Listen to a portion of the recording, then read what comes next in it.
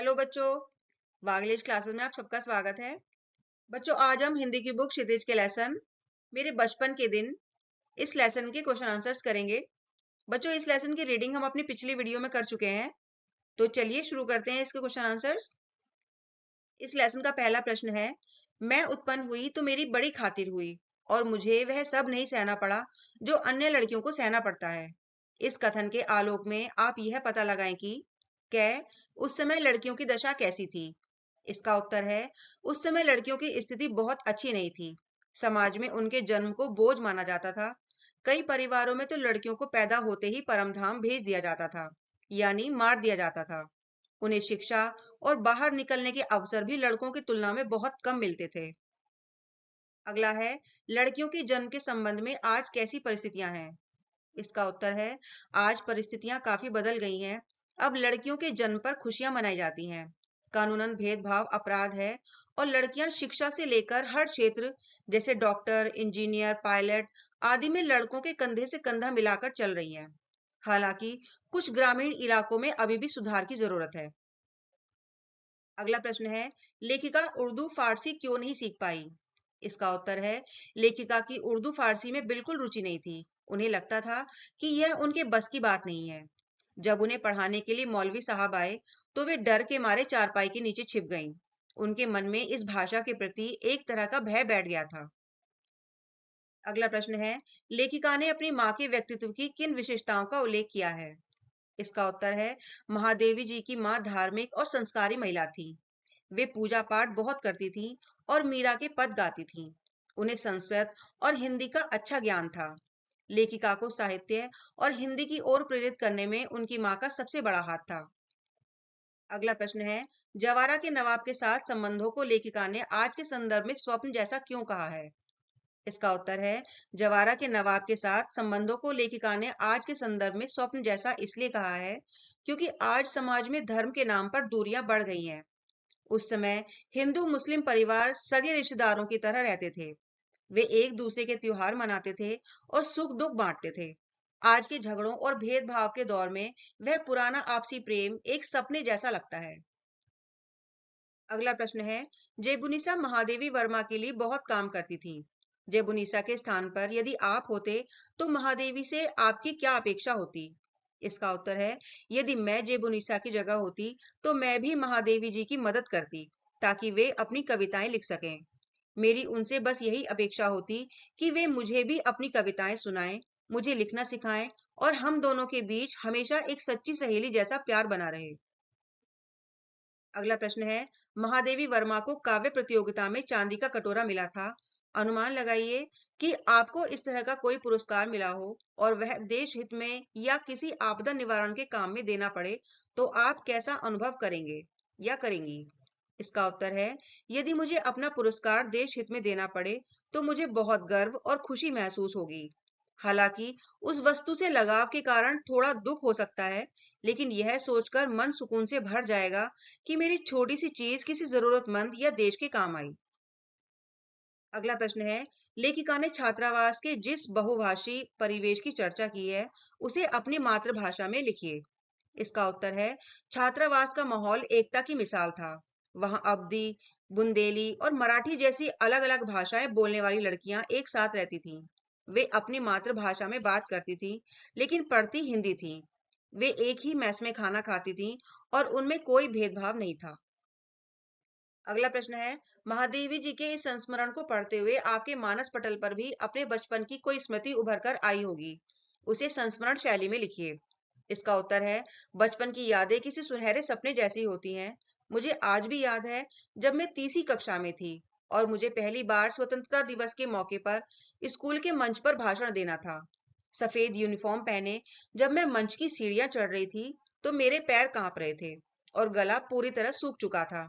सामने सैकड़ों लोगों को देखकर एक पल के लिए लगा कि मैं सब कुछ भूल गई हूँ। लेकिन जैसे ही मैंने माइक पर आदरणीय प्रधानाचार्य जी कहा, मेरा डर धीरे धीरे गायब होने लगा। भाषण खत्म होते ही जब पूरा मैदान तालियों की गड़गड़ाहट से गूंज उठा तो वह जीत की खुशी मेरे जीवन की सबसे अनमोल स्मृति बन गई। अगला प्रश्न है, महादेवी ने कवि सम्मेलनों में कविता पाठ के लिए अपना नाम बुलाए जाने से पहले होने वाली बेचैनी का जिक्र किया है। अपने विद्यालय में होने वाली सांस्कृतिक कार्यक्रमों में भाग लेते समय आपने जो बेचैनी अनुभव की होगी, उस पर डायरी का एक पृष्ठ लिखिए। इसका उत्तर है दिनांक 25 अक्टूबर 2023, स्थान घर। आज हमारे स्कूल का वार्षिक उत्सव था और मैं बहुत उत्साहित होने के साथ साथ बेहद बेचैन भी थी।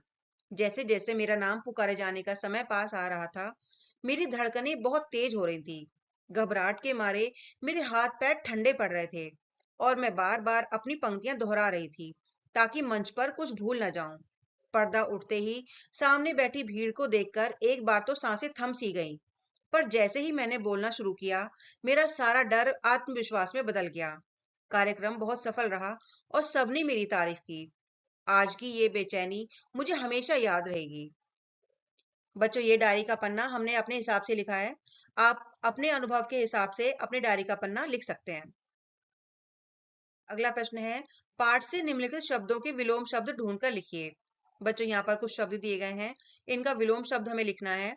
विद्वान का होगा मूर्ख, अनंत का होगा सीमित, निरपराधी का होगा अपराधी, दंड का होगा पुरस्कार और शांति का होगा अशांति। अगला प्रश्न है, निम्नलिखित शब्दों से उपसर्ग प्रत्यय अलग कीजिए और मूल शब्द बनाइए।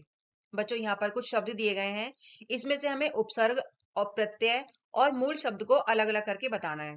इसमें पहला शब्द है निराहारी। इसमें निर है उपसर्ग, आहार है मूल शब्द, ई है प्रत्यय। सांप्रदायिकता, इसमें संप्रदाय मूल शब्द है, एक प्रत्यय है और ता प्रत्यय है। अप्रसन्नता, इसमें उपसर्ग है, प्रसन्न मूल शब्द है और ता प्रत्यय है। अपनापन, यहाँ पर अपना मूल शब्द है और पन प्रत्यय है। किनारीदार, किनारी मूल शब्द है और दार प्रत्यय।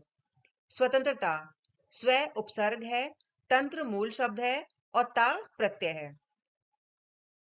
अगला प्रश्न है, निम्नलिखित उपसर्ग प्रत्ययों की सहायता से दो दो शब्द लिखिए।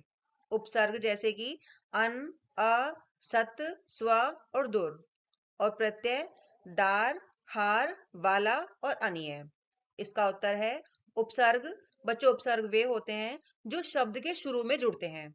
जैसे अन, तो इसको शब्द बनाएंगे हम इसका अनपढ़ और अनमोल। अ शब्द से बनेंगे अधर्म और अचल। सत से बनेंगे सत्कर्म और सदाचार। स्व से बनेंगे स्वतंत्र और स्वदेश, और दुर से बनेगा दुर्गुण और दुर्लभ। अगला है प्रत्यय, जो शब्द के अंत में जुड़ते हैं, बच्चों उसको प्रत्यय कहते हैं। दार, इसमें इसका जो शब्द बनाएंगे हम वो बनेगा फलदार, दुकानदार। हार का बनेगा पालनहार और होनहार। वाला का बनेगा दूध वाला और पढ़ने वाला। और अनिय का बनेगा माननीय और पठनीय।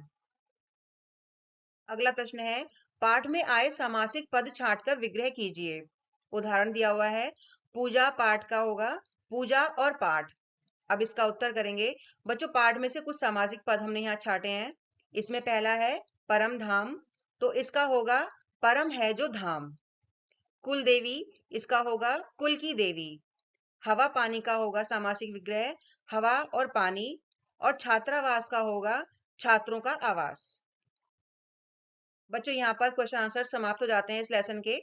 अब कुछ एमसीक्यूज हैं इसी लेसन के।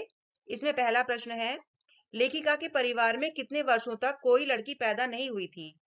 इसका ए है ऑप्शन लगभग 50 वर्ष, बी है लगभग 300 वर्ष, सी है लगभग 100 वर्ष और डी है लगभग 200 वर्ष। तो इसका उत्तर डी सही है, लगभग 200 वर्ष। अगला प्रश्न है, महादेवी वर्मा को काव्य प्रतियोगिता में पुरस्कार के रूप में क्या मिला था। ए नकद राशि, बी सोने की चेन, सी चांदी का कटोरा और डी तांबे का कलश। इसका उत्तर है सी चांदी का कटोरा। अगला प्रश्न है, लेखिका की पहली छात्रावास की सहेली कौन बनी जो बाद में प्रसिद्ध कवयित्री भी बनी। ए जीनत बेगम, बी जैबुनिसा, सी सुभद्रा कुमारी चौहान और डी मीराबाई। इसका उत्तर है सी सुभद्रा कुमारी चौहान। अगला प्रश्न है, महादेवी वर्मा ने अपना पुरस्कार में मिला चांदी का कटोरा किसे दे दिया था। ए सुभद्रा कुमारी चौहान को, बी कॉलेज की प्रधानाचार्य को, सी अपनी माँ को और डी महात्मा गांधी को। इसका उत्तर है डी महात्मा गांधी को। तो बच्चों, इस तरह से इस लेसन के क्वेश्चन आंसर्स यहीं पर समाप्त हो जाते हैं। मैं आशा करती हूँ आपको सभी के उत्तर समझ में आए होंगे। अगर आपको ये वीडियो पसंद आई है तो वीडियो को लाइक और शेयर करें और चैनल को सब्सक्राइब करना बिल्कुल ना भूलें, जिससे आने वाली वीडियोस आप तक आसानी से पहुंच सके। Thank you.